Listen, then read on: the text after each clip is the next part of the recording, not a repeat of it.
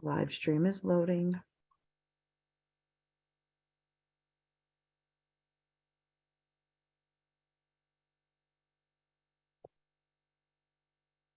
All right, we are all set.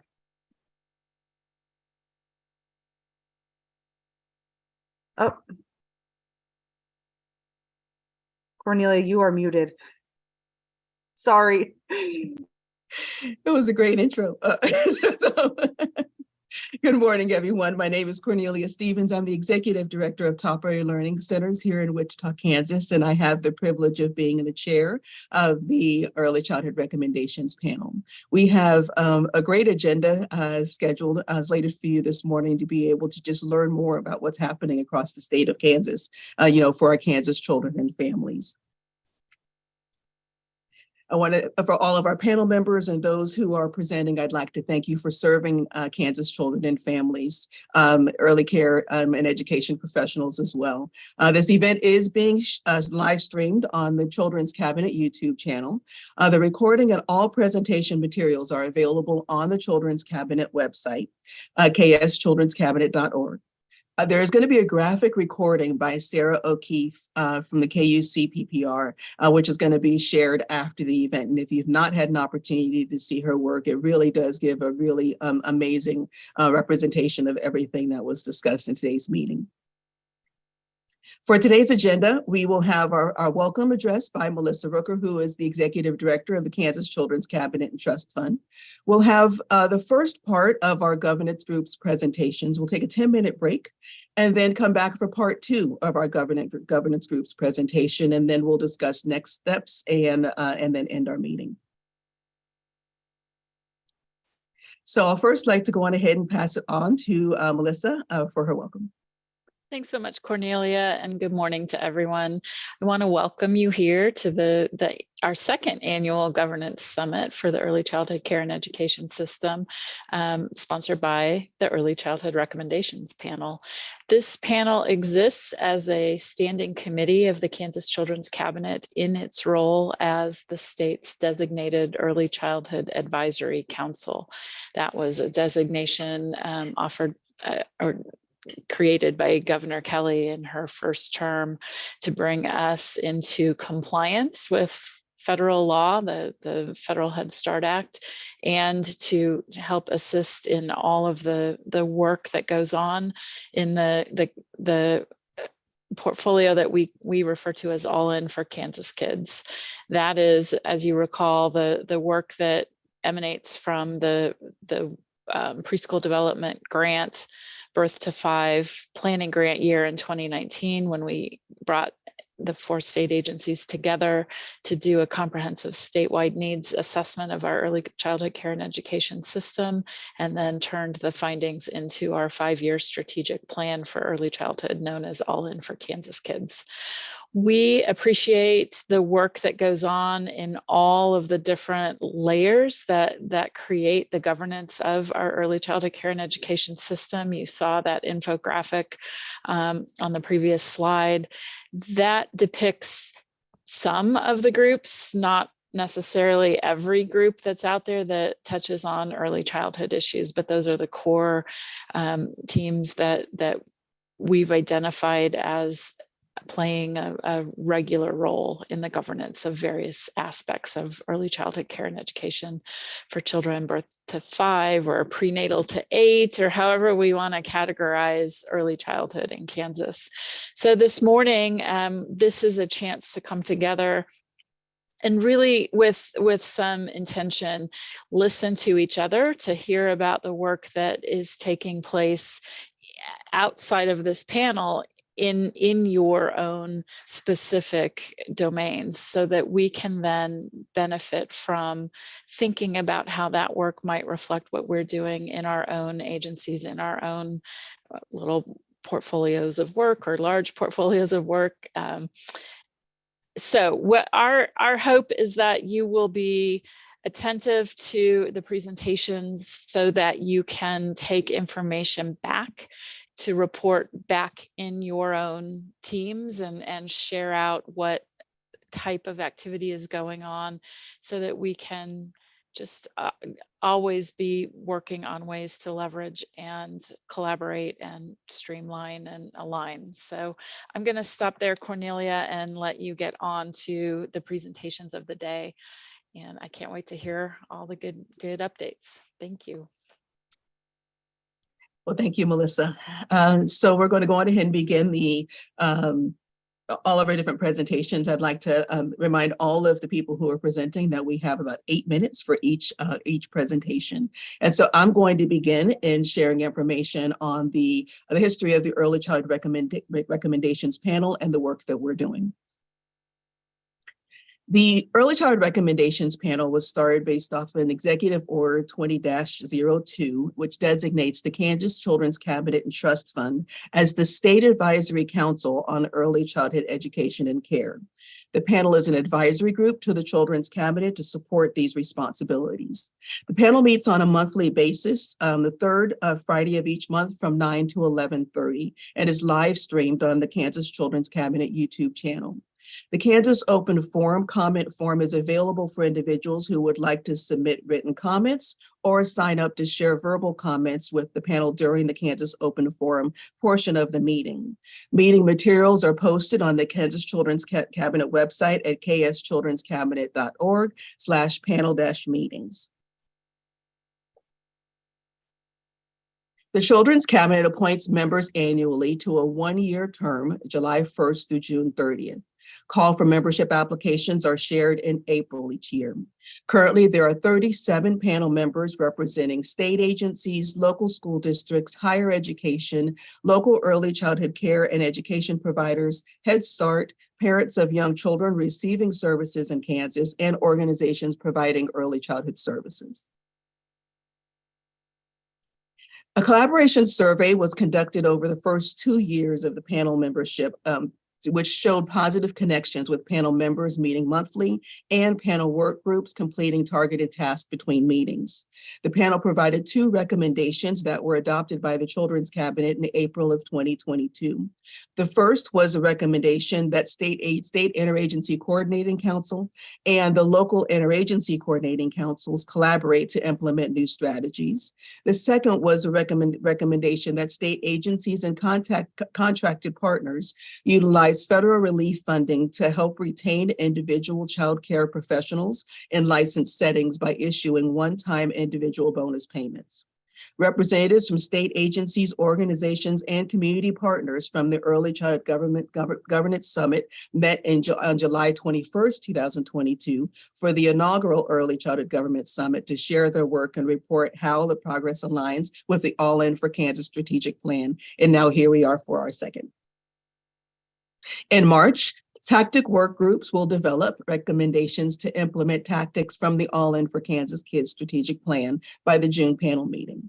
The tactics that were identified were tactic 712, which is to study local zoning and homeowner associations across the state to identify laws that adversely affect the ability to operate a child care business in residential and commercial spaces.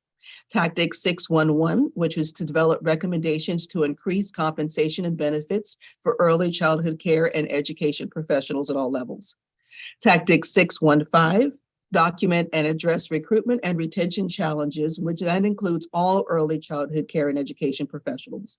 And then strategy 4.2 to promote family-friendly workplaces throughout public and private sectors. Contact information for the early child recommendations includes myself, again, Cornelia Stevens at Top Early Learning Centers. My email is cstevens@topelc.com, or Lindsay Orion, who is the panel support member and an amazing support to our work, and that she is with KU CPPR Research, and she's the research project manager, and it's Lindsay Orion at ku.edu. The next presentation that we have is Maternal and Child Health Council, and that is going to be by KZ Bigler.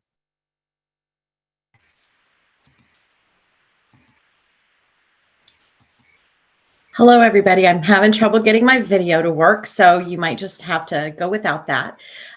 Thank you for giving me this opportunity to present on the Maternal Child and Health Council. We are very excited about all the work that we do and all the partnerships that we have across the state. So I'm going to give you a brief rundown of what we've kind of accomplished over the last year and our goals for the future. But I want to start by telling you about the purpose of the council. The purpose of the council is really to develop an exchange of ideas among all of those that are in the maternal child health world that provide services and supports to Kansas residents. This council advises on the MCH population needs and all of our different population domains. They help support our development of our priorities and strategic plan as we move forward. They support the improved MCH health outcomes because they all work with these populations across the state. And they really collaborate with us to make sure that we're moving our initiatives and efforts forward. And we also, help support their initiatives and efforts in response. The council members are made up of a wide variety of individuals that work with women, infants, and children, and especially children with special needs. The state partners across different agencies and different private entities are part of our group. Local public health departments. We have private organizations, again, that really focus on maternal child health, medical professionals, and then most importantly, we have family and consumers that are part of our council to really advise us as we move forward. The council structure, due to COVID, we used to always meet in person every quarter, but due to COVID, we had moved to virtual. We now have kind of gone beyond that, and we do 2 virtual per year and 2 in person. We choose to do the in person in the spring and fall because that seems to be the time that it's easiest for travel for people. We don't have to worry about severe weather or vacations in the summer that sometimes get in the way. These meetings are very collaborative. We start out with large group presentations and discussions. We bring in keynote speakers and different ones that on different topics that the council has expressed interest in. So really good examples, they've expressed a lot of interest in the behavioral health. We all know that there's a lot happening. That will be in our April. We will have presenters for behavioral health on different trainings that are offered throughout the state to help support individuals who want to help with that. Then we break into small groups that are divided by our population domains. Our population domains consist of women, maternal, perinatal infant, child, adolescent, children, and youth with special health care needs. We also have 2 other population domains that we call cross-cutting because they really go across all of the different domains that we have. And so workforce development and family strengthening and support are those 2 that we want to make sure are covered under all of the other domains. So when we had our April 2022 meeting, it really focused on our Title V block grant. That is our federal funding that we get to help support the Maternal Child Health Council. Every 5 years, we have to do a new needs assessment, but every year we write for the block grant to show what we have done in the year past and what we're doing in the year moving forward so that they can see the great work that is happening. I will tell you, if you want some good reading, it's a 500-page document usually for our block grant, and we will have, that's always open for public comment, usually the end of May into June. So please always give feedback if you have that opportunity. But the council will help advise us on that. They will review what we've currently done, they will give input, and they will look at our state action plan. So that will be the focus of our next meeting in April. And then we'll break into 2 small groups, or that was the focus, I'm sorry, in April. And then we broke into 2 small groups to really talk about in those specific population domains how we could improve our action plan and what we needed to maybe modify or add to. In July of 2022, our meeting focused on that partnership between Title V and Title 19 Medicaid, which is a very needed partnership, and it's one that we just continue to grow and continue hopefully to grow more and more every year. So we had presentations from the Title V director and the Medicaid director to really share what did that partnership look like and what were kind of the goals and visions for moving forward. And then we got input again when we broke into small groups to really get feedback from the small group domains on what they wanted to see more as far as that collaboration and partnership. and more initiatives and updates were shared during that meeting. For October 2022 meeting, we focused on racial equity and justice. This was our first in-person meeting after, since COVID had hit. So this was very fun to get back together.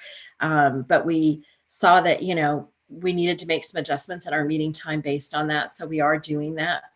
At that time, the interim bureau director for KDH, or for Bureau of Family Health, presented on the work, because he sat on the racial equity panel that the governor had kind of wanted some work done on. And then the United Methodist Health Ministry executive director did a really robust presentation on what the panel actually came up with and what those recommendations were. Then we also had in the afternoon, we had a panelist group of families. Our EPI started out by giving some data on neonatal abstinence syndrome and maternal opioid-related diagnoses. But then we also had a panel of others that talked about substance abuse. And even one of the panelists was a family member whose child had died of fentanyl. So we really had a robust conversation, a lot of input, and really looked at how we can really work those into our population domains. So again, we broke into those smaller groups and really talked about what we need to do within our maternal child health world to really acknowledge that and to help move the work forward that's happening, as well as what other work we could do. In the January 2023 meeting, we had our block grant evaluation. So we work with KU to help us with what we call our sense making. And we do this as an internal team regularly every quarter to really look at strong data that we've put into what we call the community checkbox, and really reflect on that data and make sure that our success indicators are going strong and that we're meeting the needs and the goals that we wanted. But we decided to take this a step further and share this with the whole council so they could be part of that, really looking at all that data and really talking about what things we were doing well, what things we could really build on and make better. And so it was really a very robust conversation, and I think the council members really enjoyed it. So future efforts, of course, we continue to add members to our council throughout the year. We look for members based on geographic, race, ethnicity, and then their specific target of what they bring to the council. Where do we have a gap? For example, at one point we didn't have any doula representation, so we now have doula representation on the council. So we look at, where are those gaps and what kind of representation do we need on our council? Of course, we're always accepting applications and reviewing that process. Currently, we have approximately 50 members on the Maternal Child Health Council. So we really look at, what's going to bring value to the council as we add more to that. The meeting topics that we are going to be focusing on for this next year, we're really excited about. Again, we're going to talk about mental health with a focus on the trainings that are available throughout the state. We really want to make sure that we're sharing all of those resources among each other so we all can support each other in this. And then home visiting is something that we're really expanding, the universal home visiting, and trying to strengthen. And so that will be our focus in July of 2023, is really kind of letting everyone know what we're doing with home visiting and getting input from them for further ideas of what we could do to strengthen that process. October 2023, we are going to relook at the racial equity alignment. So that very extensive report that came out, we're aligning that with the MCH state recommendations and taking that back to the council to get their input on different specific objectives and things that we maybe could look at. And then in January 2024, we are going to go back to reflection on the success indicators, because we found that such valuable information and so helpful for us as we move forward. So those are kind of the plans as we move forward, but always they inform and give input for our block grant, our services and supports to make sure we're providing what families need, our action plan, and just continuing to strengthen the partnership and develop new partnerships that we identify. We found by working together, we can do a lot more than working in silos. And here is my contact information. If you have any questions or would like to be part of that panel or anything like that, please feel comfortable reaching out to me, I'm happy to have some conversations with you and share more about what we do. Thank you all for your time today.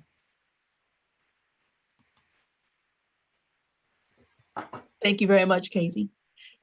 Next, we have an update from the Home Visiting Leadership Group, and this will be presented by Carrie Aiken and Dion Guyton. Welcome. I am Carrie Aiken. I am the Community Partnerships Unit Director within the Kansas Department of Health and Environment, Bureau of Family Health. And then I also have Dion Guyton with me today. He is our brand new home visiting program manager. So he's only a few weeks into his new role. So we're excited to have him. So for the home visiting leadership group, I just wanted to provide an overview of what the group has done over the past few years. And to start out, I wanted to provide what our mission statement is, and that is to elevate and sustain the early childhood home visitation system, assuring lifelong benefits and values for all Kansas children and families. So really trying to meet our vision statement of healthy families, thriving children, and connecting communities. So as you can see listed here, we have a wide range of members from most of our home visiting models, including some home visitors to share their perspectives. We would love to add a family voice to this group, but we've been finding it a bit difficult to get someone to commit and able to attend all the meetings, but we are still striving to make that successful here in the future. So for our progress and accomplishments over this past year, the annual home visiting conference, which is provided by our Kansas Title V and our maternal, infant, and early childhood home visiting, also known as MCV, staff really provided a virtual platform, and it actually started during COVID. And we have decided to continue this, offering it free, so no charge to any home visitor across the state. We have seen a tremendous amount of home visitors participate. We had more than 400 home visitors register this past year, so that is amazing. And we were able to provide some session topics and keynote presentations. And a couple ones that I just wanted to highlight include equity, inclusion, and diversity in Kansas, rediscovering why we knock on the door, breastfeeding support, safe sleep, car seat safety, using the Period of Purple Crying program to prevent infant abuse, and much, much more. It is held over 2 days in the afternoon, so folks are only, away from their day-to-day work for half of the day in the afternoons. The other part that we've done this past year is worked on updating our kansashomevisiting.org website. So I encourage you to check that out. There's also a link on the website that will take you to our conference information, and it includes some wonderful images from our graphic recorder, Sarah. And the website also is to help providers and the general public in finding resources and home visitors near them that can provide some services. So as part of our MCV, our maternal, infant, early childhood home visiting grant, we are conducting a coordinated state evaluation on home visitor well-being. So we know that being a home visitor is stressful enough, but add in the past few years with the pandemic, we're seeing a lot of turnover and home visitor burnout and really just feeling overwhelmed. So we are hoping to identify some ways that we can help support our home visitors across the state. And this is not just, so for the MCV grant, but we are actually trying to do a scan across the entire state so that what we do in our McV communities can be shared statewide through our universal home visiting program. Our future efforts and goals, things that we are working for this next year are related to our universal home visiting program. We received some additional funding from the Children's Cabinet. And so we're really trying to enhance and expand our home visiting across the state. We also are hoping to work more on our Kansas Learning Management System and really identifying workforce development opportunities for our home visitors. It is free of charge, where home visitors can go and search a topic and find a training to take virtually.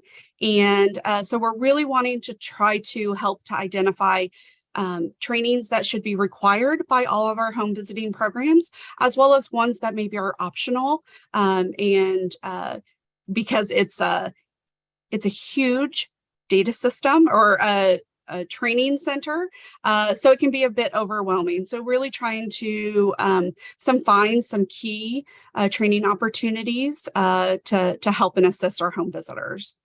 So we're also working to identify some new communities for our McV grant. So we are currently only in Wyandotte County and then 5 counties down in Southeast Kansas. So we are conducting a community readiness assessment. And again, we are doing this across the entire state, obviously to identify where the high need is. And that will also tell us not only where our McV communities needs to expand, but where we can expand our universal home visiting over the next year.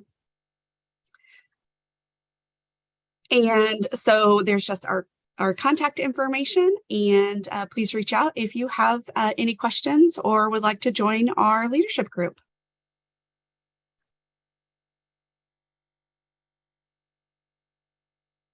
Thank you very much, Carrie. Next up, we will have Cora Unger and Jenny Mehmet, who will give a presentation on the family leadership team. Good morning and thank you. I am Cora Unger. I'm the Family and Consumer Partnership Program Coordinator at KDHE. And so I will introduce the Family Leadership Team. It was formed in 2021 as part of the Preschool Development Grant, or PDG, and the All In for Kansas Kids strategic plan, with the recognition of the importance of the family voice and how valuable partnership is with our families. Our group is composed of family members who are strong advocates for their families as well as their communities across the state, and members of the state agencies and statewide programs who serve our families, particularly in early childhood. The agencies and program staff all see the importance of engaging with families and their programs and support evaluating their voice or elevating their voice and helping to implement positive change throughout Kansas. The goal of this working group is to inform, support, develop, and advise on issues and initiatives that engage families in influencing and enabling system-level change. Specifically, this group aims to support the healthy growth and development of children and parents, coordinate community services across system collaboration and alignment at the state and community levels with early childhood care and education system, the ECCE. Sorry, that one's a mouthful. Thank you. So the FLT is guided by the following beliefs that were developed alongside the families themselves and program leaders. So those are to engage, family engagement is foundational and to understanding the experiences of those served through the state and community programs. Family engagement during program planning, design, implementation, and evaluation are crucial to the assurance that programs are meeting the needs of those that they intend to serve. Family engagement is imperative to fostering healthy development and encouraging the well-being, or encourage the well-being of children, youth, and families in Kansas. family engagement can help prevent child abuse, foster school readiness, encourage community engagement, promote family economic success, and create opportunities for enhancement of parenting skills. The best approach to family engagement is multi-generational, strength-based, and family-centered. And family looks different to everyone, so it's important to include diverse family representatives, and the FLT is there to bolster the voice of all the families. And good morning, everybody. My name is Jenny Mehmet, and I work with the Center for Public Partnerships and Research, and I've had the privilege of helping to facilitate this group. And I want to talk just a little bit about the progress and accomplishments of the FLT. This group has held quarterly meetings between 2021 and 2023. And one of the big things for this group, it is a changing dynamic group. We've made it through some team leadership and some membership changes in 2022. And we're really working very hard on formalizing our team makeup. And I think the key thing is we're really working on trying to recruit more parent volunteers and voices for the FLT, since we really want this to be family voice driven. We really all agree that it's imperative that we have as many family voices and family advocates at the table as possible. So we're really working very hard on trying to make the majority of the group be family voice. The big thing for us is that we've spent a lot of time and a lot of effort working on the FLT engagement document, which was officially adopted by our group in 2023. And so Cora gave some highlights from that document, but really this is our North Star. I mean, it outlines the purpose, some common definitions, our guiding principles, and shared responsibilities of the FLT. And so we hope to use this not only as, again, kind of the North Star for our group, but also as a recruitment document for parent volunteers, et cetera. And so we've also talked as a group about several possible topic areas, things that we can work on moving forward. We've had some guest speakers. We've had some great discussions about ideas on how we can really make an impact moving forward and what those topic areas are. So again, we're continuing to work on solidifying the group structures, what the expectations are, and thinking about what are some of our future projects, how items will be brought to the group, how we move forward on those items. So we're continuing to have some really great conversations about that. One topic right now is our meetings historically have been on a Friday. We're talking about moving those to a more unconventional time, so perhaps on an evening or a weekend, to accommodate families and more parent and family volunteers so we can be supportive of their involvement. And we continue to really attempt to work across agencies to continue to break down those silos so that we can be more coordinated, more collaborative. And again, we really believe that the family voice is paramount on this group. So we, again, continue to look for parent volunteers, family volunteers to serve on the committee, because really they are going to drive the work to help drive the positive change for all of the families in Kansas. And these are our current members. They span across state agencies as well as community organizations and family volunteers. And we're grateful for everyone's support. And that's our contact information. And let us know if you have any parent family volunteers that would like to join our group. Thank you. Thank you both for the update on that. Next, we will have Cora again, who is going to give us an update on the Family Advisory Council.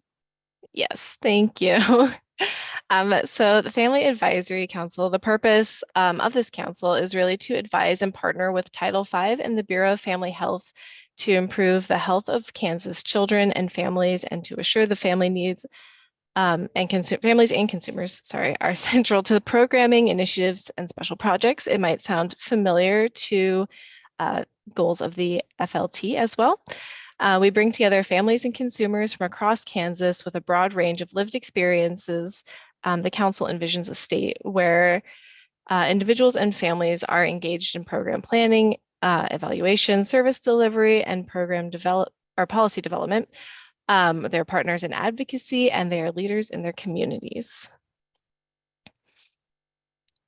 So to follow through with our vision at KDHE, our members of the FAC provide insight and experiences and around the needs of women, infants, children, and adolescents. They advise on strategies and activities to address specific MCH population needs. It helps us to create a network of community change agents to improve MCH health outcomes in Kansas, and also helps focus our efforts among the Title V programming and recommends collaborative initiatives. Gonna stumble over my words a little bit. And we can go to the next slide. So our council currently has 5 core work groups that reflect our MCH populations, and those are those listed there. We do have a goal for each of our work groups to have 7 to 11 members from across the state with a variety of community and life experiences. And to help our members participate, we provide our families with a base stipend for their time, and then we offer a variety of additional supports for meetings. And those vary slightly for our in-person and our virtual meetings. Each work group gets to review our Title V state action plan, and they have discussion around what they feel are the larger issues that they see in their communities.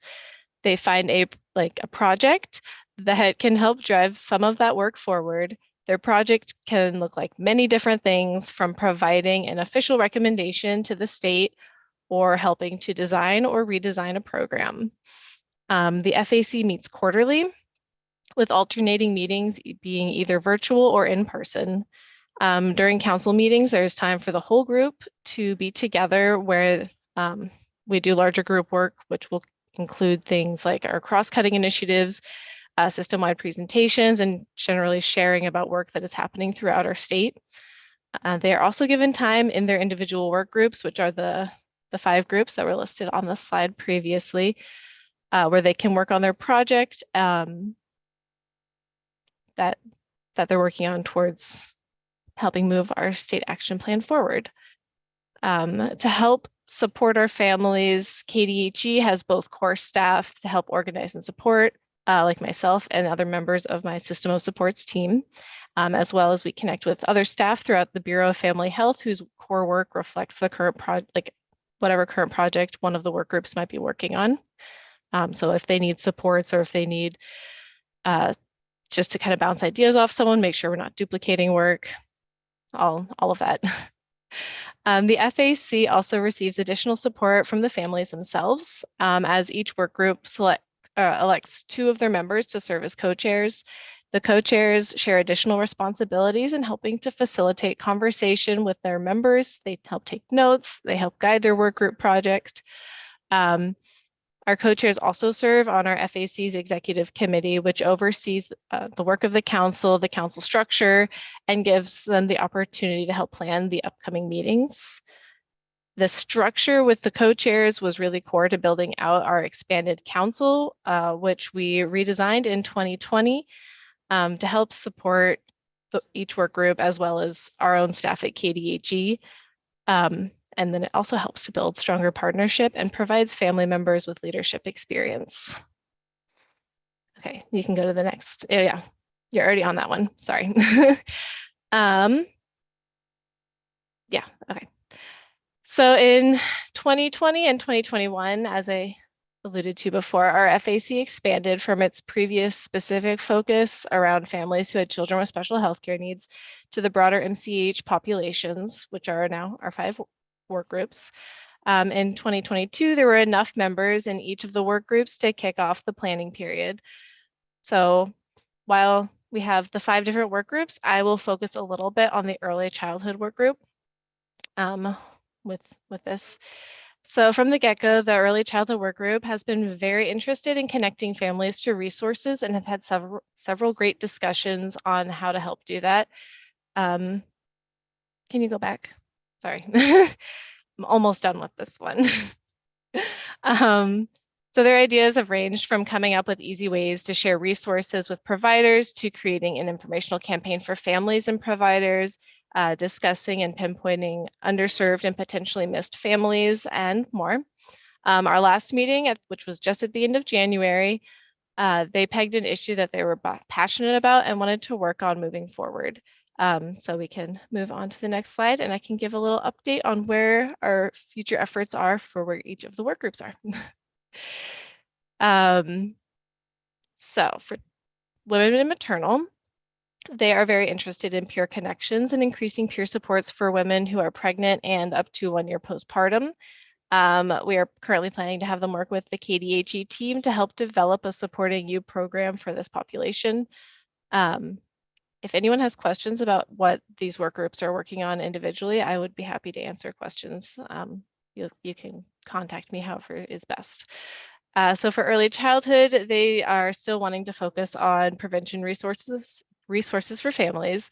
And they are very interested in the idea of creating a universal discharge plan for new parents from hospitals and birthing centers that KDHE might be able to adopt as best practices. And they want it to include an easy way to access resources like through technology, such as using a QR code to be able to get those resources. For the child and adolescent work group, they have combined to focus on mental and behavioral health for school-age kids.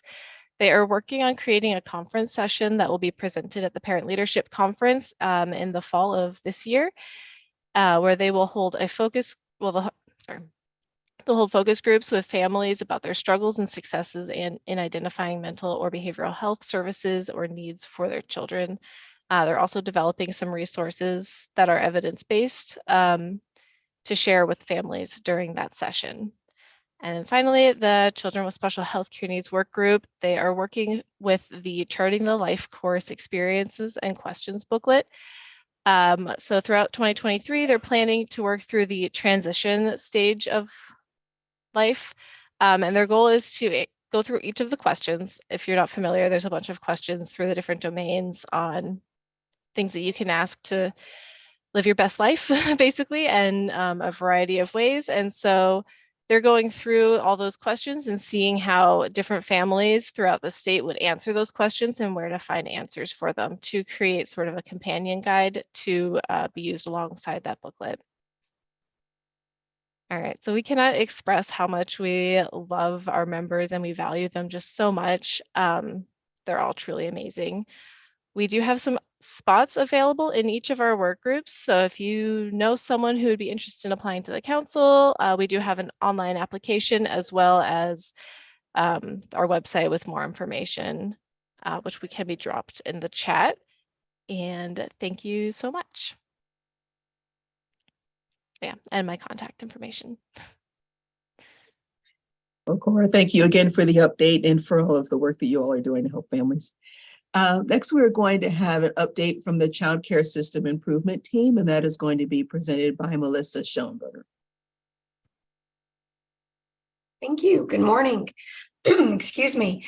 The Systems Improvement Team is a program that is housed within the licensing, the Child Care Licensing Program, which is also housed within Kansas Department of Health and Environment. The backbone for the Systems Improvement Team is also funded through the Preschool Development Grants. So very appreciative of the support that we get through our KU partnership.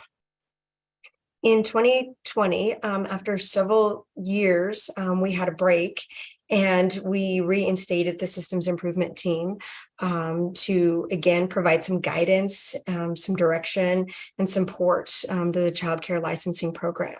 The group is comprised of stakeholders from across the state, always very proud of the statewide representation. We have 40 members. It is through a competitive application process, and I guess in a weird way, I'm proud to state that we did have to turn some folks down because we do want it to be a very robust discussion when we get together. And so in order to make sure we had clear representation, from family partners to consumers to childcare licensing surveyors. We had to limit our partnership and really wanted to focus in on retention and membership within our home providers and our child care center providers, because the SIS team does support the backbone of their work, which is all of their licensed facilities.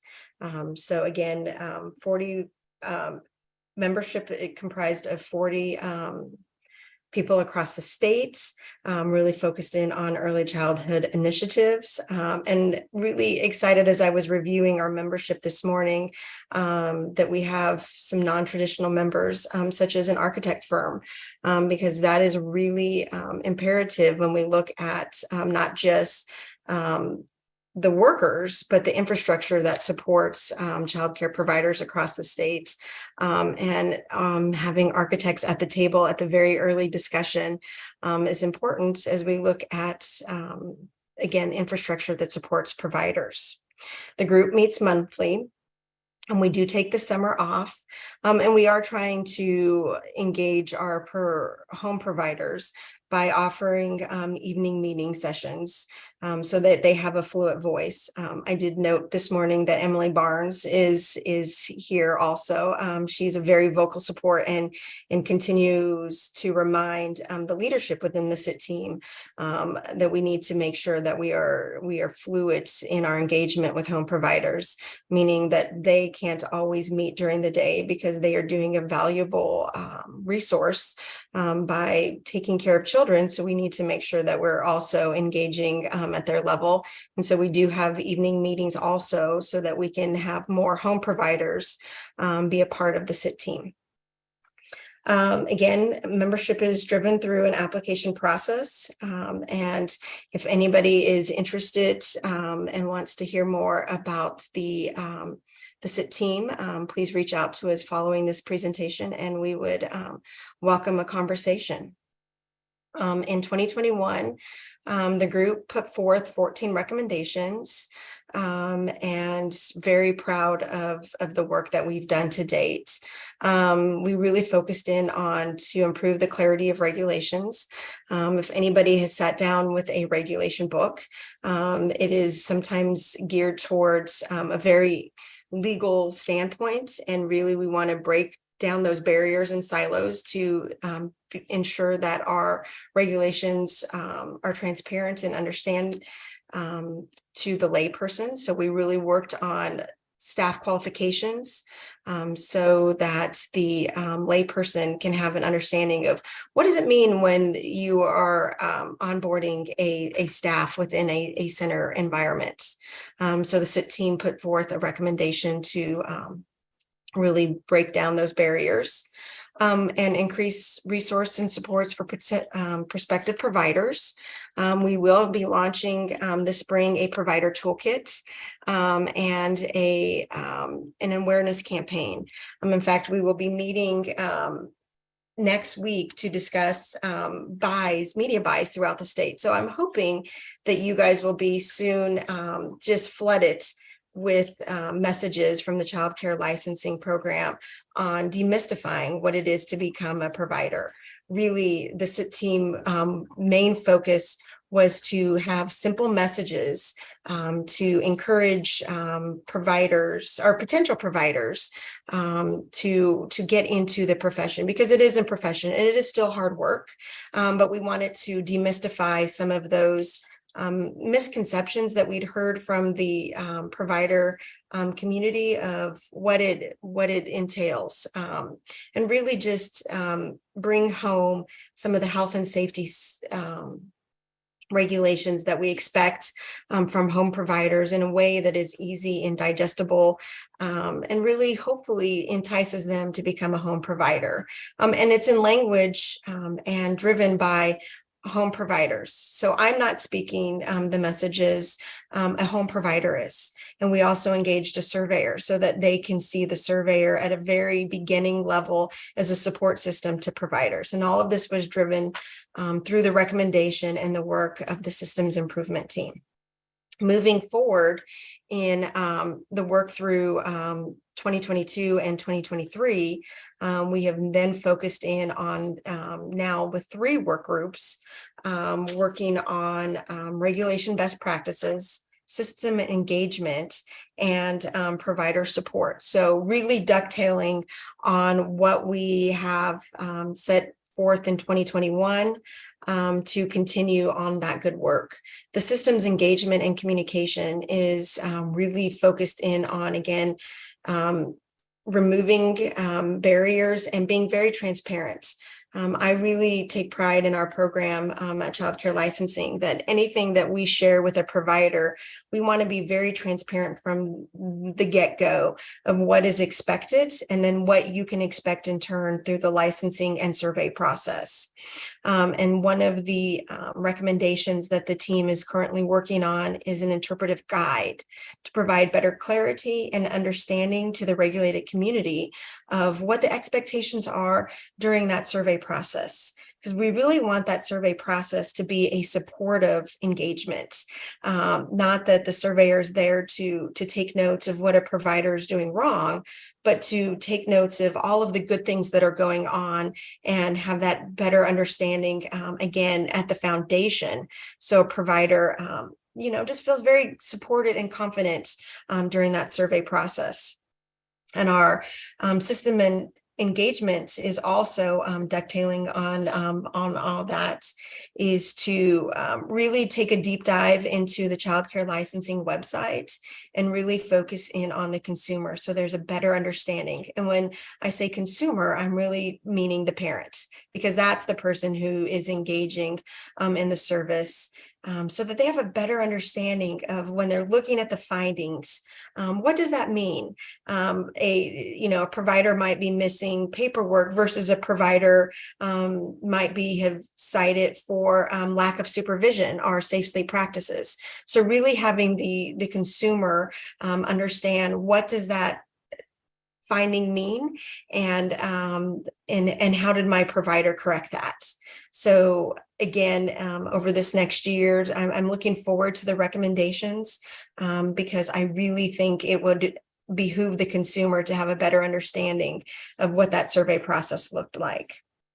And then through the provider supports work group, they are ducktailing on the provider toolkits and really looking at a toolkit that is geared towards a child care center.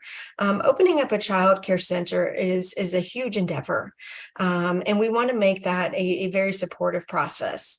And we want to give anybody who wants to engage in that all the tools that they need to be successful. And so really excited to see what that work group will set forth. We have big ambitions through the systems improvement team, and I really appreciate their guided work to the child care licensing program, because they really are looking at it at a 1,000-foot view to really push us to be better at what we do every day in engagement with our licensed community. And if there are, again, anybody who is interested in becoming a member in the systems improvement team and really wants to push us to be better at our work on a daily basis, please reach out to myself or Megan, and we would get you that application, and we welcome the conversation. And we do have a link on our website also of all of our meetings and of our work notes. So even if you're not an active member and you want to provide guidance, or you say, hey, really interested in this initiative, how can I get to learn more? Please visit our website and look at our previous work, and we would be more than happy to continue that conversation with you. Thank you. Thank you, Melissa, for that update. We're going to give everybody a moment to run and refill their coffee cups or take a little stretch. And so it is 9:53. We will plan on returning at 10 o'clock. And so we'll see you in about 7 minutes, everyone.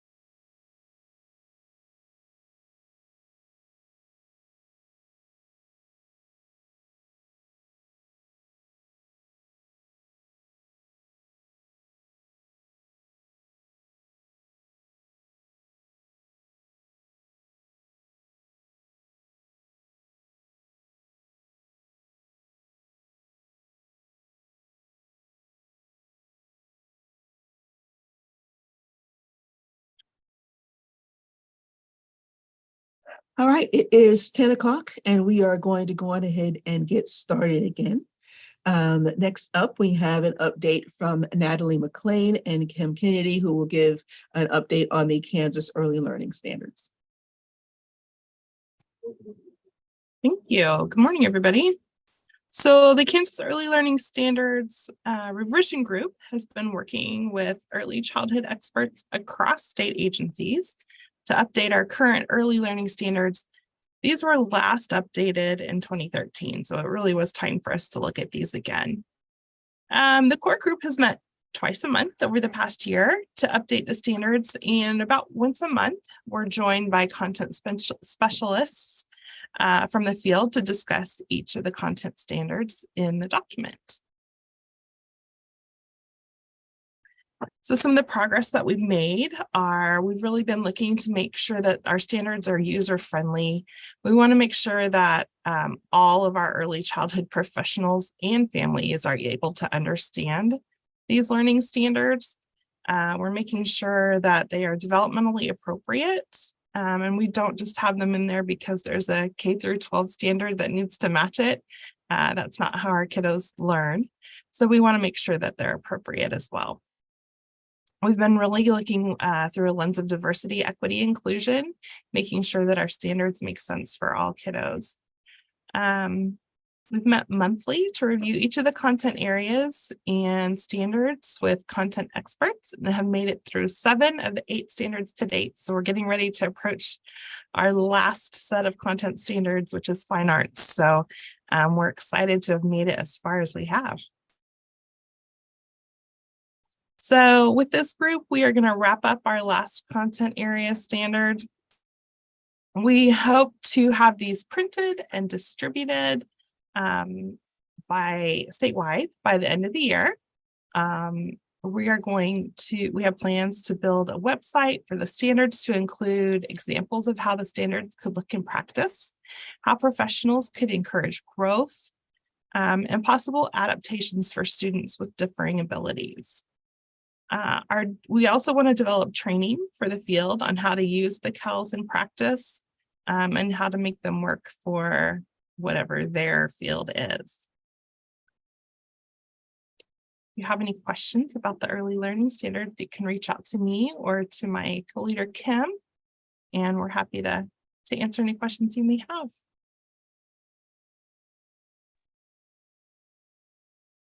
Thank you, Natalie. I'm excited for the update to go through all 7. There was a lot. And so that's amazing. You've done great work. And so that's exciting. Next, we will have an update on the State Interagency Coordinating Council, and we will have Lisa Collette and Stacy Novak to present.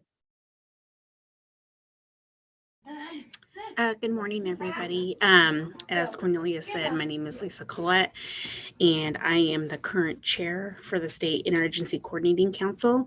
On the council, I represent the Kansas Insurance Department. And just a little side note, I am also the Family Engagement Coordinator for the Kansas Deafblind Project.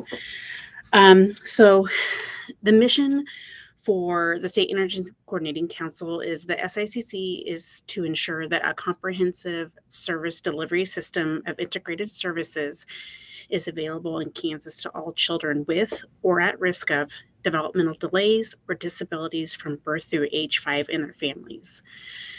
Council membership is established through federal law and state statute.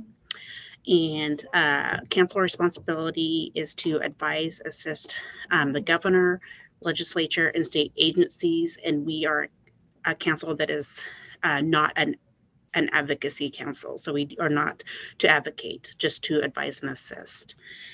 Something that's not up there, and I'll just say real quickly before I move on, is that we meet monthly, except for July. We take a month break. June is always our strategic planning meeting to kind of gear us up for what we want to do for the following year. We meet the 3rd Friday of each month from 1 to 4, and currently we are meeting quarterly in person. We also, at our meetings, we have local programs present and statewide program updates, and each of our committees and our state agencies also have an agency or a committee report that they provide. And then we also provide letters of supports to groups. So that are needing, further support to get something passed or moving along for them for the betterment. Why do we have an SICC? So it is a federal law, and it comes out of the Individuals with Disabilities Education Act. The public law is 108-446, section 641, and the state statute is 74-7801 to 7803. So some accomplishments. So currently, this is a progress and accomplishments because these are our work groups, our working committees that we have. So the work is currently ongoing. However, the Early Childhood LRE, or Least Restrictive Environment Group, this past year conducted a survey, and they have a focus group that is held.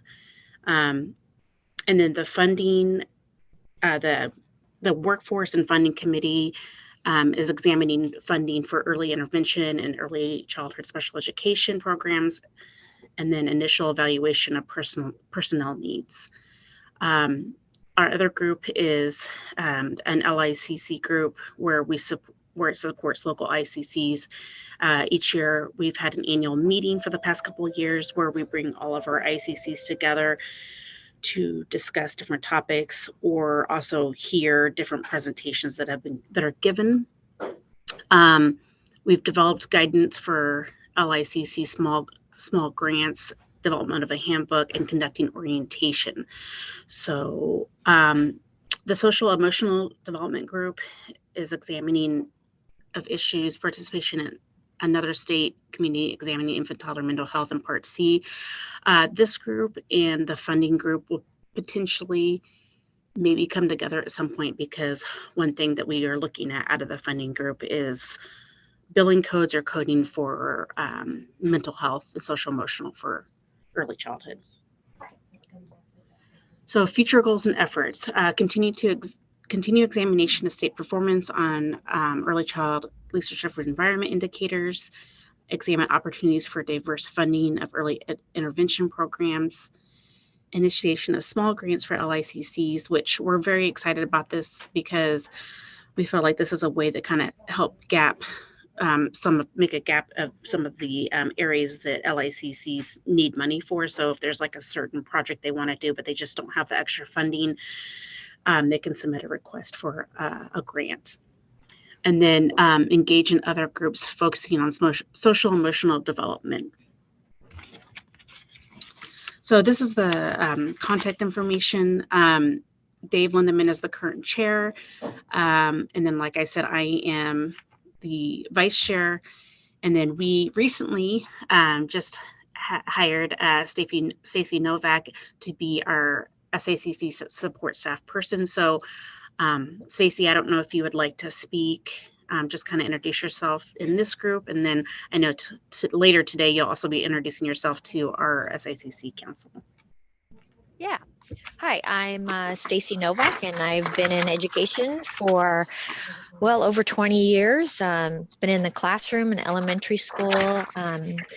When I was a kindergarten teacher for 9 years. So during that time, our school also set up a early childhood program when I was there. And then as a principal in a small school district, I've helped their local preschool and early childhood center, just like with the transition from their program to our public education. And I'm just really excited to be here, and I'm learning right along. This is only my third day, so I was learning a lot, Lisa, while you were speaking. So I'm just excited to be here. Yeah, thank you. Welcome, Stacey, and thank you for that update. Next, we're going to hear an update on the Family First Statewide Interagency and Community Advisory Board. This update will be provided by Kayla Byers and by Megan Chizek. Good morning. Thanks for having us. So we're going to share a little bit about the Kansas Interagency and Community Advisory Board. which is a cross-system, multi-sector community collaboration. It was established by 2 statewide implementations, so the Kansas Strong for Children and Families grant and the Family First Prevention Services evaluation. Those 2 projects support the Interagency and Community Advisory Board. And the charge of this is to really activate a comprehensive service array that really stretches from prevention all the way through any needs that a family may have in the system. And build that broad continuum of care within the community so that families can access the supports they need.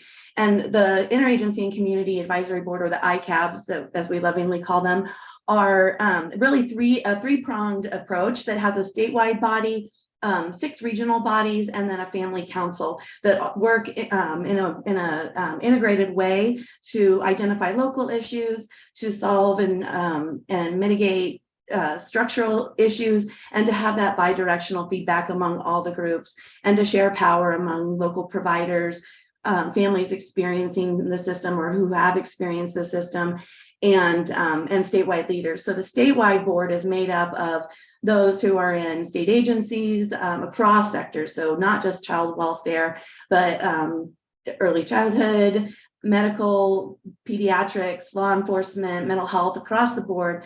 We have partners, and then the regional boards are made up of local partners, local providers, local members of the communities, and the family council is made up of family members who have lived expertise with the child welfare system or with accessing prevention services, either in Kansas or somewhere else on behalf of their family. And those 3 boards work together as part of the ICAB.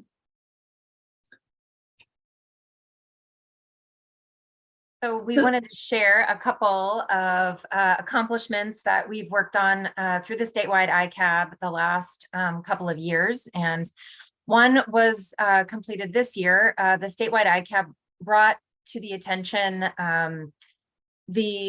some challenges that some of the grantees were experiencing, families being unable to access services without going through DCF, which really is an issue of the statute at the federal level. And so the statewide ICAB formed a subgroup of folks who were dedicated to addressing this policy and developed a policy recommendation brief highlighting those limitations and included recommendations for improvement, which the statewide ICAB adopted and will be shared with advocacy groups and others at the federal level to advocate for change to make it easier for families to access the services approved through Family First.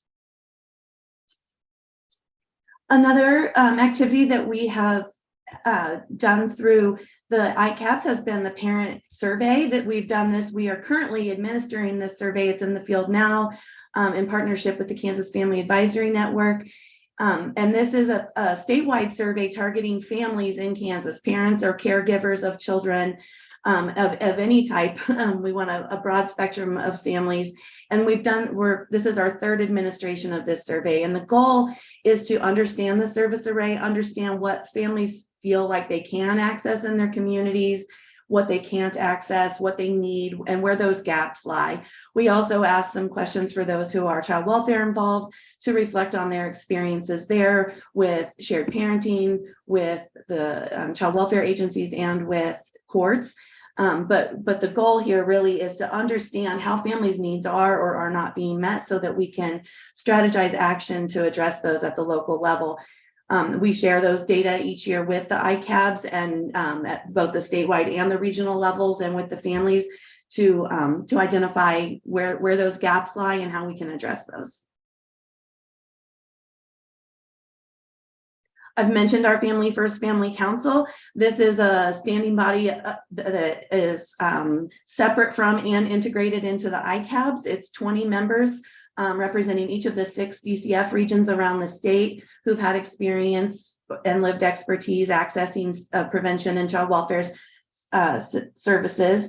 And the goal is to amplify family voice, to share power, have them identify what do families need from their perspective based on their experiences, and advocate for those changes, both on their own through independent activity, but also by serving as representatives of the council to the regional ICABs, which then funnel up to the statewide. So they are representing the council at the regional level in groups of 3 so that they have sort of a cohort of family voice to amplify the priorities of the council and in their individual communities. We are continuing to also host advocacy training for them to help build skill and capacity and using their own personal story to advocate for change. Yeah, and another accomplishment or early activity we conducted was a crosswalk of 11 different state agency plans, statewide plans that looked at a variety of factors and goal domains: safety, well-being, child and family well-being, workforce, data, kind of looked across the spectrum. And we were able to crosswalk all of those to identify where plans overlapped, to really get an understanding of where different priorities are in different areas of the state and the work that kind of overlaps. And so it allowed us to look at where different agencies can collaborate, different work intersects, help to reduce redundancies, and then highlight service gaps in those different sectors. Next slide.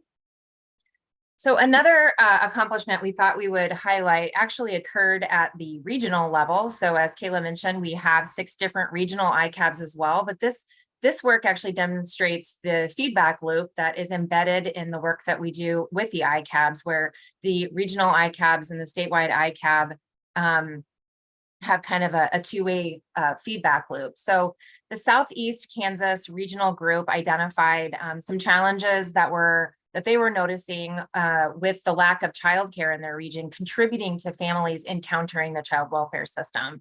And this was kind of a multi-factor issue that they were noticing, that some families were coming into care because their children were not being supervised. Some other children were coming into care because there was no daycare available or childcare available. And sometimes foster parents were unable to, or kinship placements were unable to accept children because there was not childcare in their area. So it was kind of a layered issue. And so they did some research and proposed some recommendations to the statewide ICAB and intend to continue to advocate for this issue. So it's another example of how we can see something happening in one part of the state and share that out and do some additional research to see how this is impacting our state as a whole.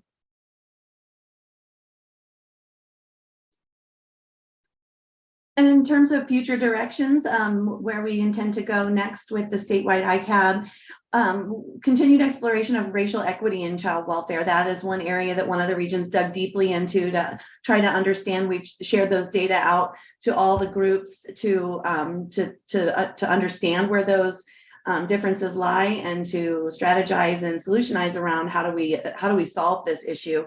Also continued exploration around the intersection of child welfare and childcare, as Megan just shared. Family First policy and outcome review. These boards are meeting next week, and we'll be sharing some early assessment outcomes from Family First for the first time to understand how our prevention services are working for families, and what do we need to do to shore that up further. So we'll be sharing that out and having those conversations across sectors. These are not just child welfare issues, but are actually these outcomes impact all of our systems. And so that's really the strength of this body is that it's a mixed group. We'll continue to review and provide feedback on new child and family initiatives. That's something that we do at all 3 levels of these groups. The Family Council is convened regularly to provide input on new initiatives that DCF or others may be considering, and from the family perspective, and those are shared also with the larger boards. Ongoing advocacy training, and then data collection and engagement, continuing to collect diverse types of data across these multiple projects and sharing them back to these groups to co-interpret and make sense together, so that our findings and our resulting actions are informed by the voices of the community. And I believe that's it. And our contact information is here. Thank you.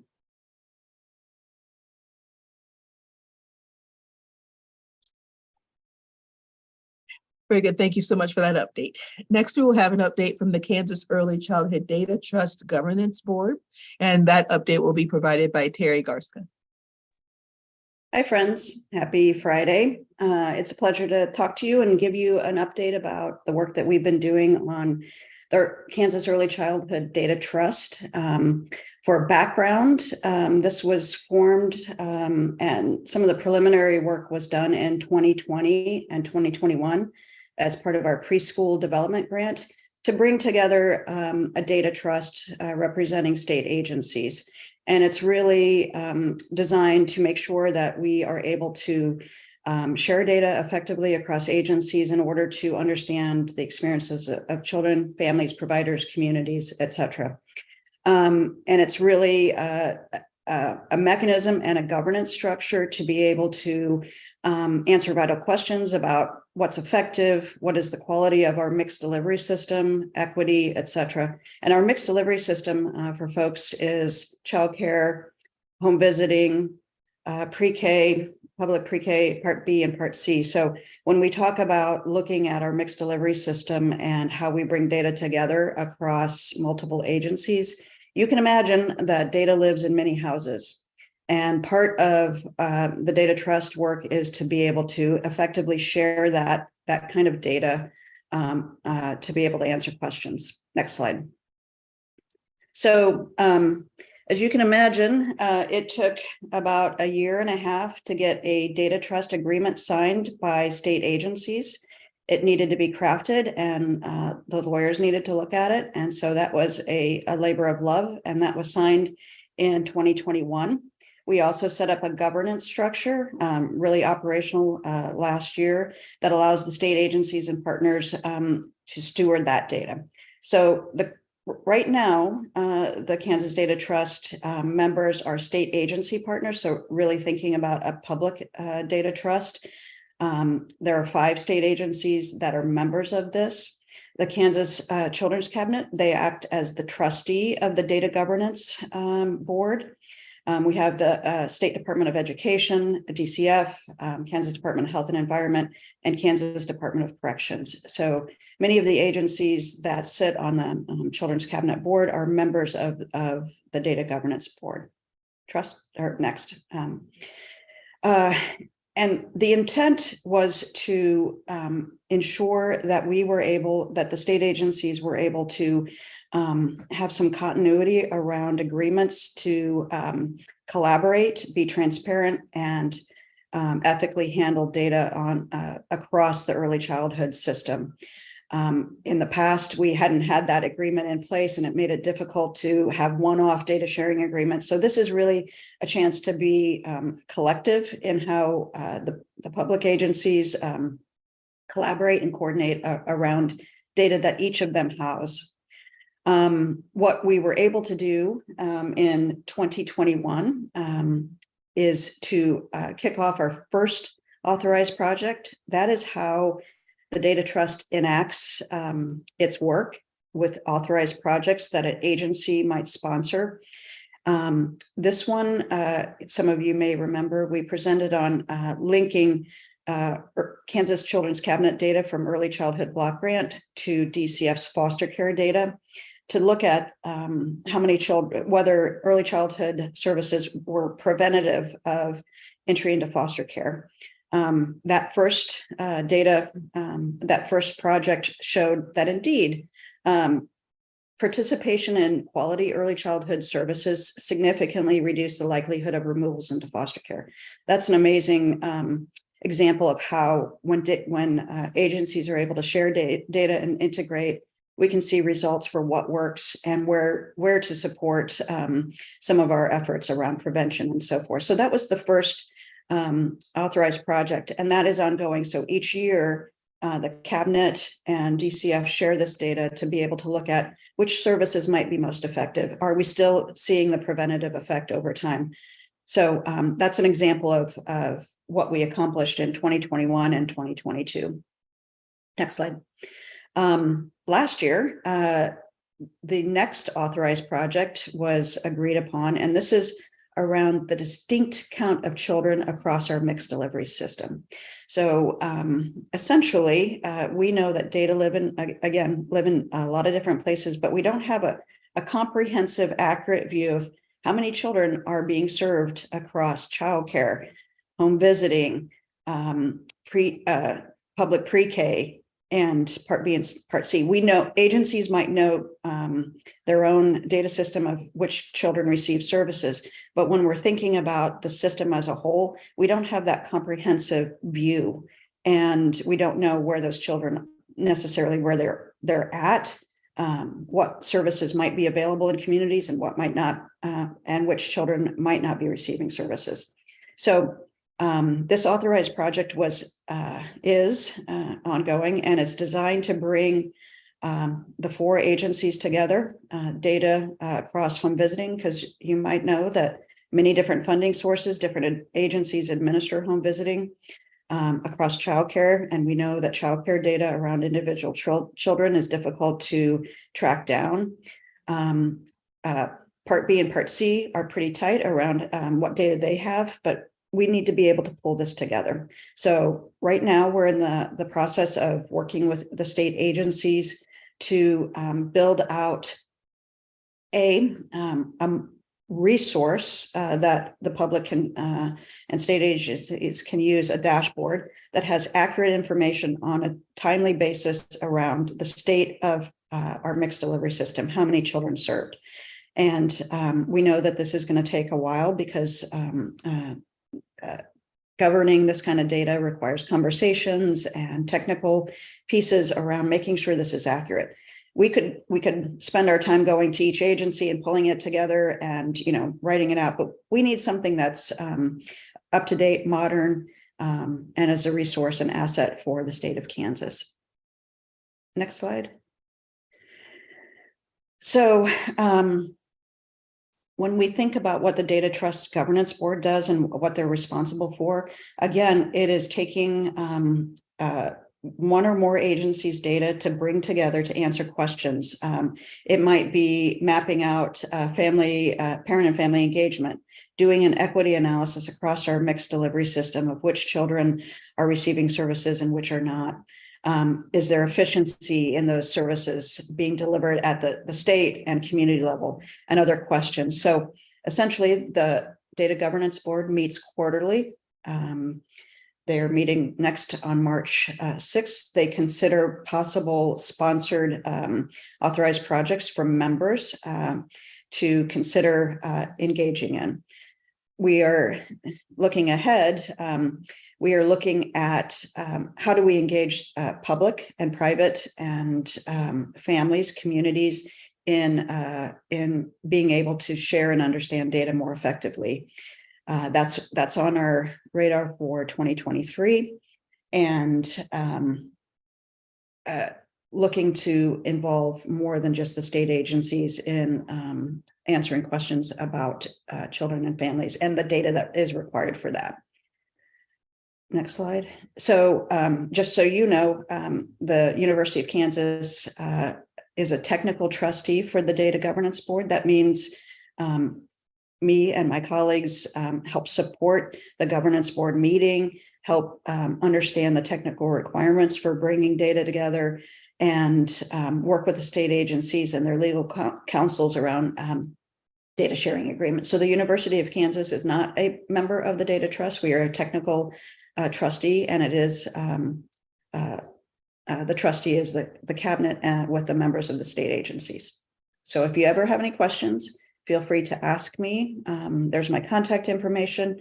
And also, if you want to know more about the Early Childhood Data Trust, on the cabinet's website, they're in the All In for Kansas Kid Bright Spots and Progress.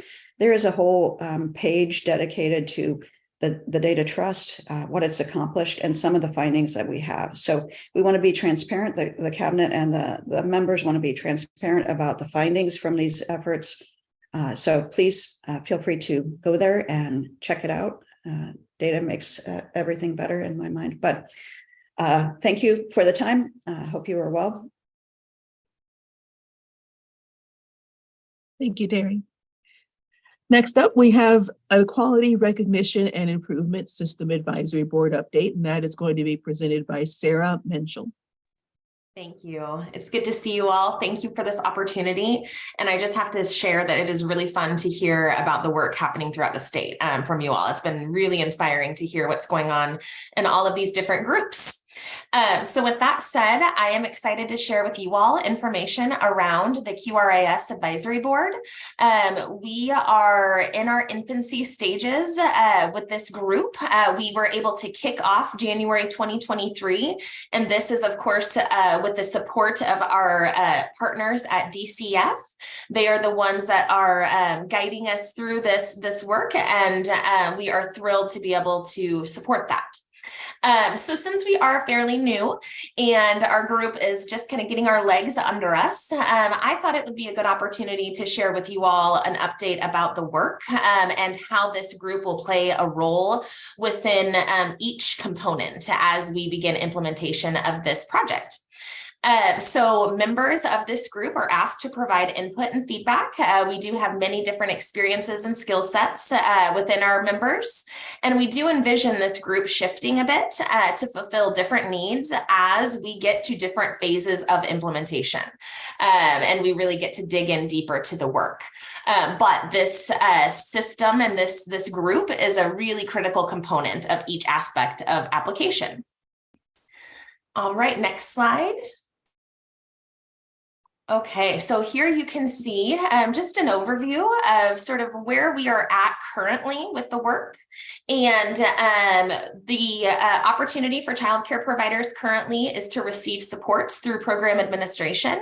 This is just a snapshot of some of the offerings, and as we roll through implementation of the other components of this project, program administration support will kind of shape and look a little bit different. And with the guidance from our advisory group, we're looking forward to hearing what that may look like in the future. Goals and plans are created on individual basis, tailored to really provider support like their specific needs. We want to make sure it is an individual driven experience. There is a self-assessment that providers do take and really sort of establish their goals and what sort of milestones they would like to complete in that effort. Monetary awards are available to participants as they complete this effort as well. Next slide. And then links to quality. So links to quality is actively working towards implementation. This advisory group is going to play a large role in determining upcoming links and what that may look like and what areas of focus and expansion are needed. And then also, how do we ensure that the foundational areas that you see listed here are providing that standard of quality for Kansas providers. Monetary incentives are available here as well for participants in an effort to really ensure equitable access to these supports and to increase quality. Learning communities is another area that we are excited to expand upon through this next phase of the work. The learning communities are serving as a network of early childhood professionals, and we have regional consultants who meet regularly to work collectively towards shared goals. Peer support networks, they help connect to providers. You all know this.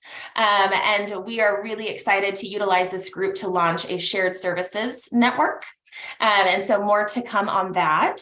Learning communities are working collaboratively on items related to the ownership and operations of a childcare business. So again, you can see just some of the high level points of really high content there that they get from this interaction. Next slide. So currently, the advisory group is actively involved in establishing and launching a shared services network available statewide. This is something that we are looking to the board members to provide feedback around what they are seeing within their community, as well as what they are able to call upon from their experience and expertise from their work and their field. So we are working together. Our first order of business is to determine a child care management software platform for providers in the state of Kansas. And I say that singularly, but it may not just be one.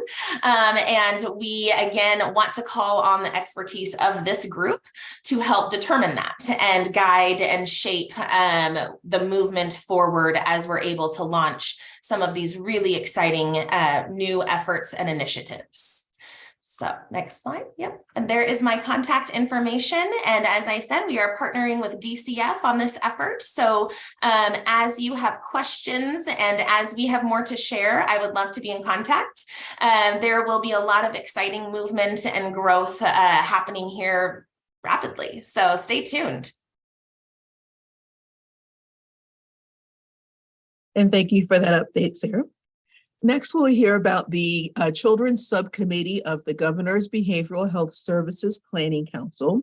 Eric Vaughn is not able to attend today, so I will be providing the update in his stead. So the Children's Subcommittee generates recommendations for the Governor's Behavioral Health Services Planning Council regarding the behavioral health system of Kansas as it relates to Kansas children and their families. The Planning Council reviews not just this subcommittee's recommendations, but other existing subcommittees and presents all behavioral health recommendations to the Secretary of KDAS and the Governor. It acknowledges that although the priority focus of the Planning Council are the severe and persistent mentally ill and serious emotional disturbance target populations as required by federal law, the work of the subcommittee also is to be conducted with the whole system and all Kansas citizens with behavioral health needs in mind.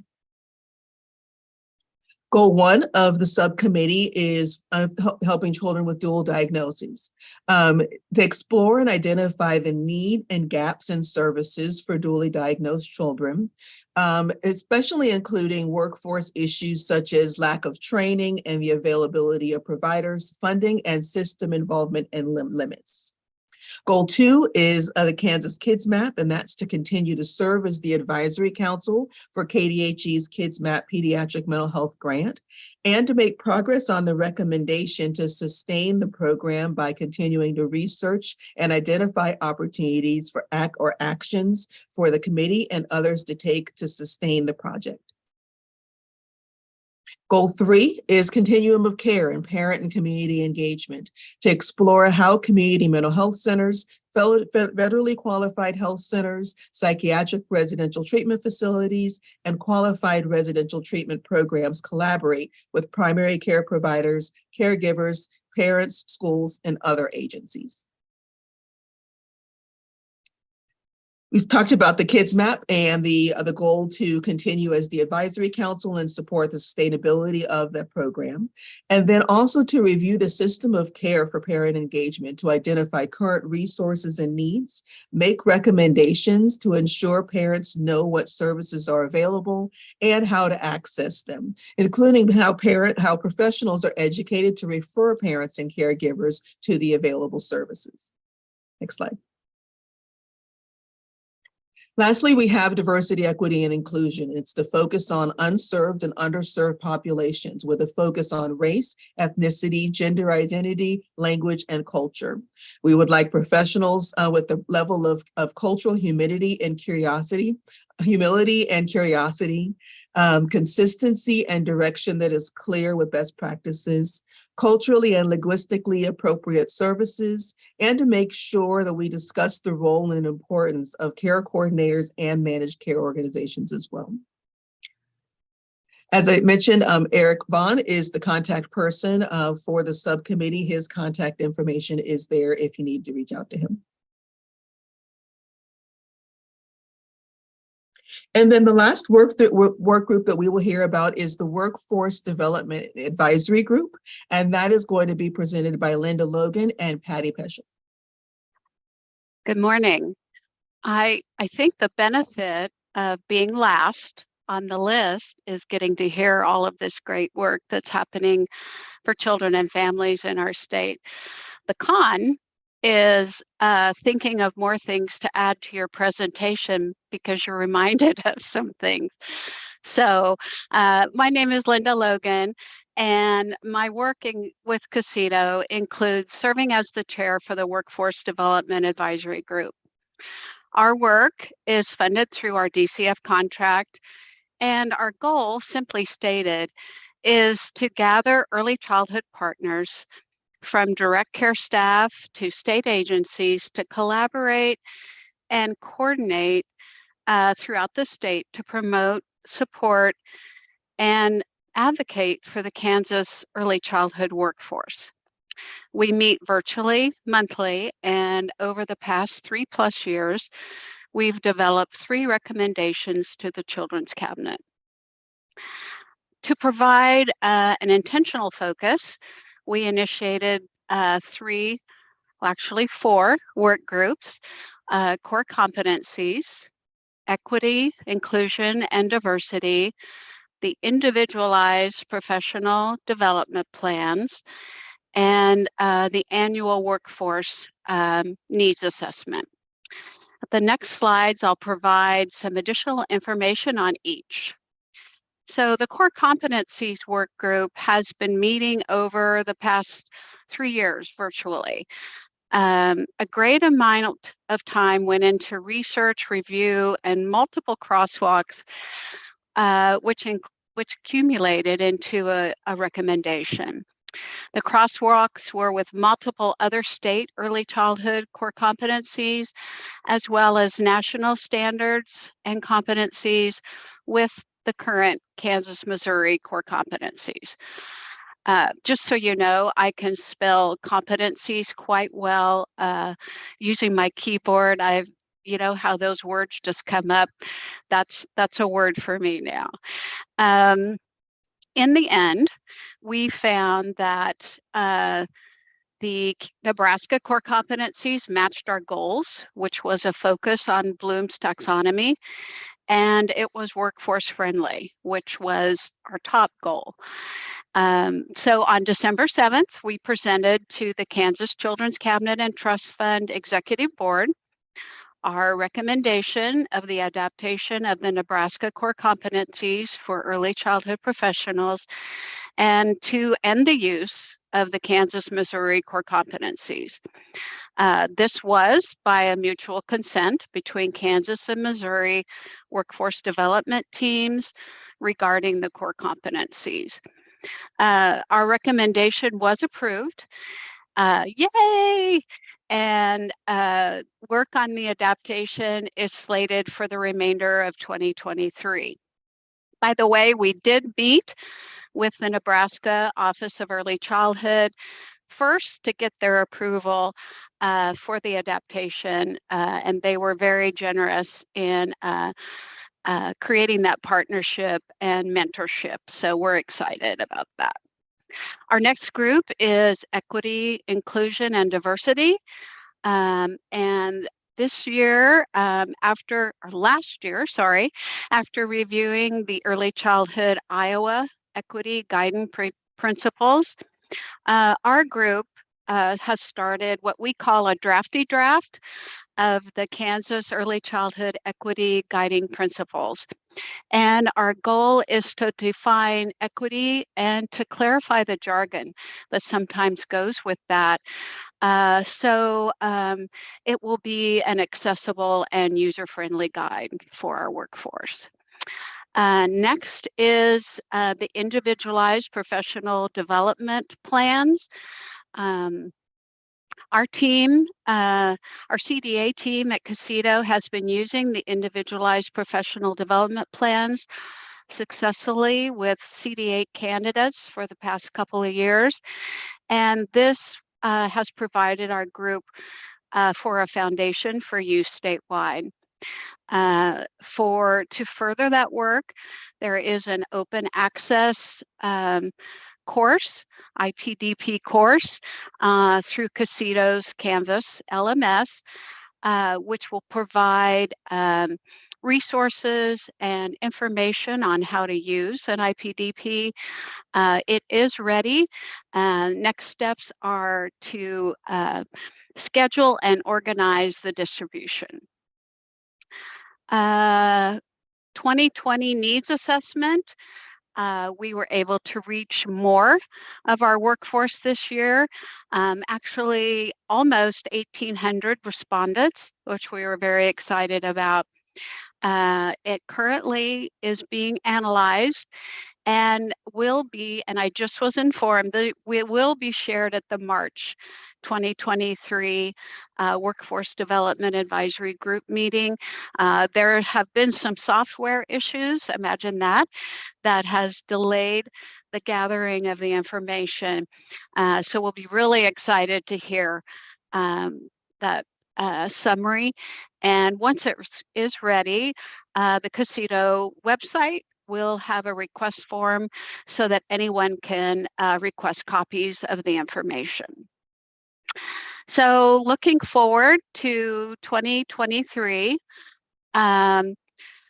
we find that our work is a continuous and evolving process as the work group and the general workforce development advisory group progress.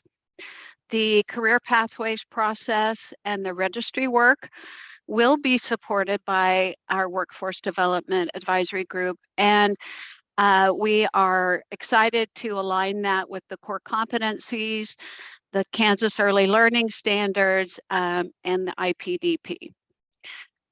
New work groups will be a statewide trainer and training approval system, and a comprehensive technical assistance collaboration group, which will align and coordinate early childhood technical assistance efforts to avoid duplication and to really support the great work that we're all doing.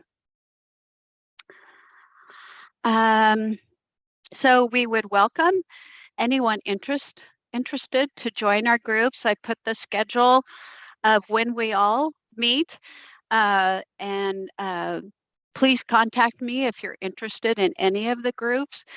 We really appreciate all of the agencies, programs, and workforce direct care staff that provide representation in the workforce development advisory group. I knew that I don't have limited times of actually getting that out correctly.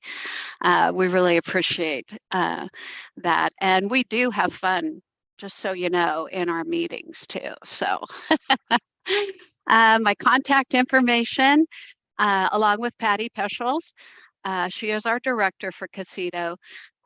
You're welcome to contact or call, and be excited to add anyone to the group and get to know us and hear our passion and be part of our work. Thank you for the time today to be here. Really am honored to be able to speak with you all. Thank you very much, Linda. To everyone who was presented this morning, I would like to say that I echo a couple of comments that I've heard in that. It's amazing to hear about the things that are happening in the state, as we work to, improve the quality of life and supports or whatnot available to our Kansas children and families, and the statewide efforts that are happening, something that we should all be very proud of. So I'd like you to all, keep an eye out for the Early Childhood Government Summit graphic recording. And again, that's going to be something amazing to see if you've not seen it before. You'll be able to find that and an event summary on the Kansas Children's Cabinet website at kschildrenscabinet.org. If you have any questions or follow-up questions or anything like that following the meeting, please contact Lindsay Orion at lindsayorion@ku.edu. For next steps, if you want to stay up to date in everything that is happening with the Kansas Children's Cabinet, you can, and the work that's happening across the state of Kansas, you can subscribe to the Kansas Kids newsletter, follow the Kansas Children's Cabinet Trust Fund on Twitter, or subscribe to the Kansas Children's Cabinet YouTube page. Thank you all again for joining us. Everybody that is here, you actually get to have a few minutes back of your morning to get things done for the day. The weather is actually supposed to warm up a little bit, so I hope you find time to go outside and enjoy some of the warmer weather until it goes back to being winter again. So thank you again for everything, for all that you do to support children and families. This has been a great morning with lots of wonderful information. So thank you all, everyone.